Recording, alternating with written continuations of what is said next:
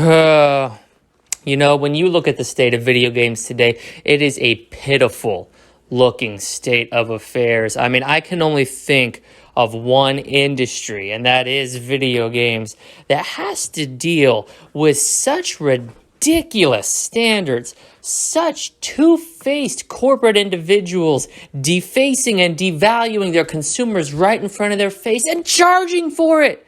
And you know what's even worse is these sad clowns line up and pay for it out of their wallet. They don't even know, or in the case of certain fans, they don't even care that they're the punchline to these fat, rich CEOs' jokes. It's a goddamn travesty, and today we're going to be talking about why gaming has never been worse, how you, yes you, the viewer, completely ruined the industry, how one company rose above all this to save it. You see, it starts looking at just this latest generation. We're basically a year into this generation, folks. We haven't seen any games push the medium forward. We haven't seen any unique and original developers hop onto the scene and craft an experience that's taken the world by storm. I mean, even a few short years ago, there was shit like PUBG. There was shit like Minecraft a decade ago that literally everybody was talking about because it was new, it was exciting, it was something we haven't seen before. It was something that made gaming feel fresh and original, and it made you feel that magic again, that tingling in your stomach, the beginnings of an erection as your phallus starts to grow beneath your pants. I mean, it's something that gaming hasn't had in such a long time. I mean, let's run through them real quick. This is going to be a short video. Nintendo are jokes. They've always been jokes with their underpowered hardware and their gimmicky ass features. And if you think that I'm bullshitting, you only need to look at the Switch OLED announcement and how they refuse to increase the capacity and power of their system beyond a simple storage upgrade. Now I'm getting upset. No. See, I talked to my therapist about this. I'm keeping my blood pressure in check. I'm not letting myself get worked up again because you fucking clowns have damaged me so much that I'm now having to seek psychological help. So we're going to keep this calm and even. Nintendo are blood-sucking leeches who are the joke of the industry. It's okay. Everybody knows it. PlayStation have lied to the consumer over and over again. Jim Ryan is the single biggest buffoon of the gaming industry, and the Sony ponies are the most gullible of any fan base I have ever seen. They eat up his lies and they suck them through a straw. And even when this motherfucker regurgitates this shit over and over again, you can see it in his eyes that he's not speaking the truth, but they lap it up. They're like dogs just waiting for him to puke out more bile that they can suck off the floor. And wouldn't you know it, the son of a bitch turned out to be a two-faced goddamn fucking loser. Because remember the whole we believe in generations? Apparently the new generation hasn't started yet.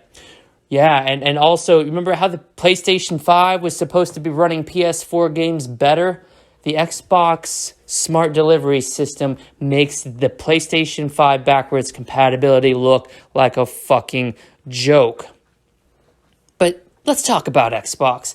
Let's talk about the third place most irrelevant company in the gaming industry that I have ever seen. These motherfuckers over at Microsoft, a software company, first and foremost, think one day back in 2001, well, Bill Gates needs another zero at the end of his bank account. These fucking clowns shove out a system, and then another, and then another, and now we're on the fourth generation of Xbox. You see, Microsoft are too stupid to fail, despite the fact that their leadership is crumbling at the seams. Phil Spencer is the worst thing for the gaming industry that I have ever seen. He's not trying to, quote-unquote, create the Netflix of games and make a better experience for the end user. This sad fucking degenerate is out here making a system that can't play games offline.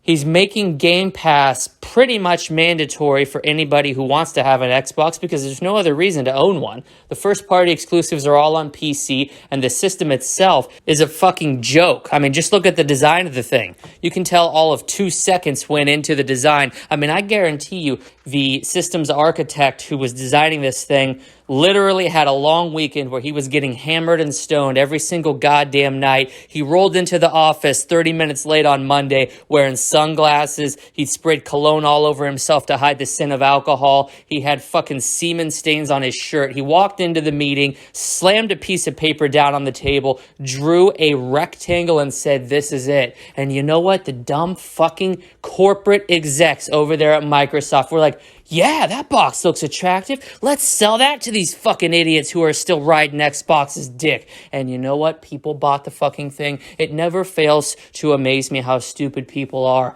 But Dead Metal, all you're doing is clowning on the current state of the industry. Yes, that's true, but I'm getting a point across. The point here is that amid all this, a company saw an opportunity and rose up where there was room to run, and they have been running with the ball ever since the launch. Google Stadia is saving gaming. Google Stadia is the greatest thing to happen to gaming since OnLive. OnLive would have been the revolution gaming needed. It came too soon and it came too fast. Now, my audience, if they had any sexual experience, would know something about coming too fast because they wouldn't last 2 minutes as soon as a pair of tits got exposed to them. But that notwithstanding, the fact is Google Stadia has risen up and created the most seamless, fun, and convenient way to play games that I've ever experienced. Gone are the days of waiting for patches. Gone are the days of dealing with failing hardware. Gone are the days of shoving disks into systems, waiting for Steam installs. Gone are the days of being tethered to a device, a computer, a laptop, a console. I can play this shit on my phone. I can play this shit on my computer. I can play this shit on my Chromecast. Where I go, the games go. And we are not talking Little League games. We are not talking the little fucking indie games like Undertale and Stardew Valley. We're talking heavy fucking hitters. We're talking Tomb Raider. We're talking both Doom games. We're talking all the Hitman games. We're talking Far Cry. We're talking The Division. We're talking Assassin's Creed. We're talking all in, motherfucker. Little nightmares to scratch that little indie itch of yours. We are growing strong, growing fast, and we have full steam ahead on the Google Stadia train, and it is why I will fully endorse the platform as the greatest thing to happen to gaming. You can play with keyboard and mouse, you can play with controller, it doesn't matter. You want to talk about breaking down barriers, you want to talk about seamless backwards compatibility, that's something Xbox touts. You want to talk about unique hardware innovations, something Nintendo touts. You want to talk about delivering the best experience to the player, something PlayStation touts. Google Stadia literally does all of that shit better than any of those motherfuckers. Any of them. Unique hardware, Nintendo? How about the fact that the most unique experience I've had is being able to play a game on my shitty laptop from 2009 and transition over and resume right where I was back on my TV? You want to tout experiences you can't get anywhere else, PlayStation? How about the fact that I'm sitting at a 5-star restaurant because you know I'm not dining at some fucking dump like McDonald's, and I'm sitting there playing Hitman 3 on my phone while the date I'm with talks her fucking mouth off about a bunch of shit I don't want to hear and I'm not trying to hear. We go home, she crawls into bed, takes her top off. You think that I'm looking at the titties? No, I'm looking at the screen. I'm already playing Hitman 3 again. All right, that is an experience I can't get anywhere else, Sony. That is an experience that simply cannot be matched by your subpar hardware. And Microsoft, don't even get me started. With a cloud gaming system, backwards compatibility, seamless delivery of the titles, it's a non-issue. It's a non-issue. The shit just works.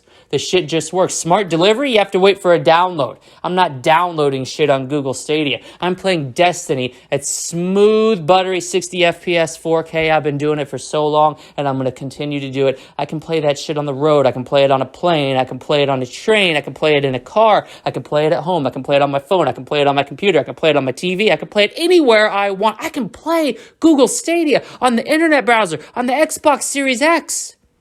Just face it. Put your fanboy flags down for a minute. Your team's red, blue, and green. and understand that Stadia has come to save this industry. Stadia has come with open arms, asking for embrace.